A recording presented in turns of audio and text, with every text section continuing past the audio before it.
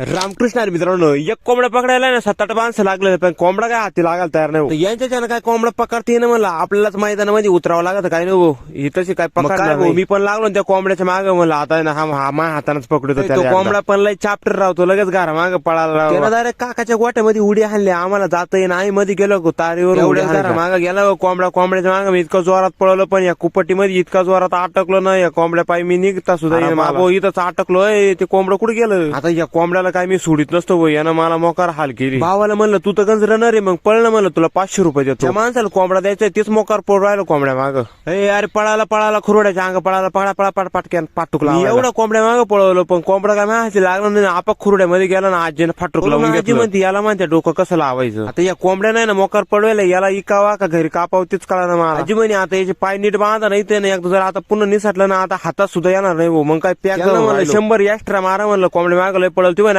तुमच्या कोंबड्या माग आम्हीच पळवलं म्हणे, कमी द्यायला पाहिजे. बाबा आले, बाबा म्हणे त्यांनी कोंबडा एक मागितला होता ना, आपण एक पकडून दिला म्हणे. मध्ये दुसरा गेला होता, तोच दिला म्हणलं. जे झालं ते झालं, गंग्याला गेलं जाऊ दे. कोंबड्या मागं पळायला माझ्या व्हिडिओला लाईक केलं ना, तर आणखीनच माझ्या यायला बसली बघ.